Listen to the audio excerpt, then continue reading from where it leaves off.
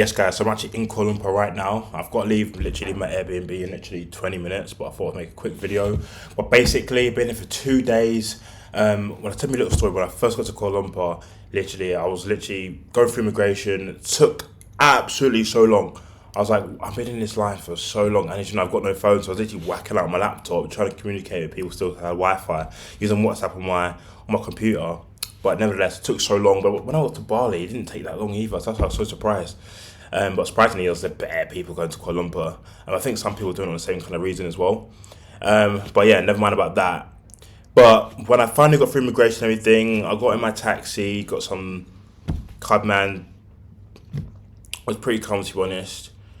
But yeah, the cabman was actually blessed. Like, it was an hour journey into the Kuala Lumpur city centre. That's where I'm staying now, my Airbnb, rather than where the airport was. It was a little distance, but I thought you might as well, if you come this far, like, you might as well go into the city centre, even though it's an hour away, no problem at all. But the worst part is, as you know, I don't have my phone. I literally didn't have the proper address for the Airbnb. I only had like a screenshot of what the Airbnb title was. So then I was like, we went to a certain tower block and it wasn't there. We actually, in Malaysia, we ended up in the middle of nowhere. Like, not middle of nowhere, but it was like a tower block, but it was like not even built yet. Some random place. I'm like, shit, like, where do I go? Where do I go? Luckily, I was actually on my laptop. I was still I was still logged into my email and my tab's still open and everything. So then I could literally go down my email and see, I said the actual address. I was like, okay.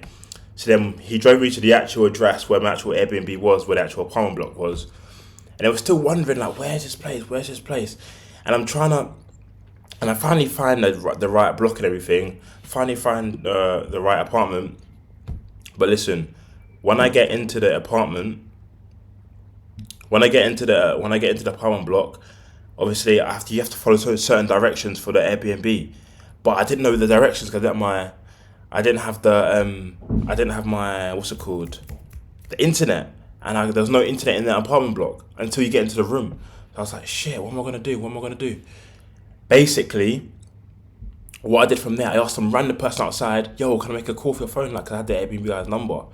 And he's like, I think he got a bit weird, 'cause he's like, he's just asking me if he might steal it, everything, blah, blah, blah. He's like, I was like, can I connect your hotspot? And he's like, yeah, I've connected my hotspot. So I connected your hotspot, started talking to him.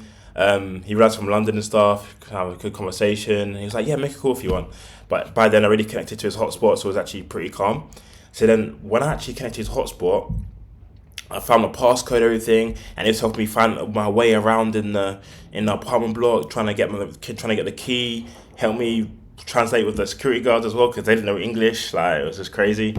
And then I finally get into my Airbnb, but it just took so long because I had this big bag on my back. My back was killing, and yeah, and I finally get in here and everything. And by then, it was like 11, 12 p.m. and in Malaysia, like, all the shops close super early. Like, not all like the off supermarkets and that, but like all the what's it called?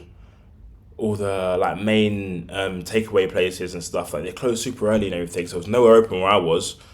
So then I ended up eating Pringles at night and literally eating Pringles, and yeah, I don't know what I had that night. I think I had like 2 packs of Pringles. I was like, bro, there's nothing to eat. But yeah, so then that was a nightmare anyway. But yeah, it's been calm since then. Yesterday, literally went shopping, got a few bits, got this new top in H&M in Kuala Lumpur, pretty decent to be fair. It's not too pricey here as well. It's actually really, really good prices. So yeah, and last night was actually calm. No, but said in Kuala Lumpur, I'll definitely come back here. I'll definitely come back to Kuala Lumpur. It's actually a vibe. Like, I'd actually live here. It reminds me a lot of London.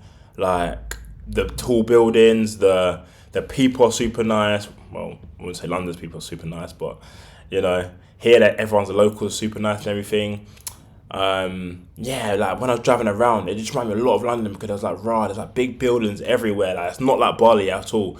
Like, Bali's more like tropical vibes. This is more like city. So yeah, I definitely think I'll come here again for sure. But yeah.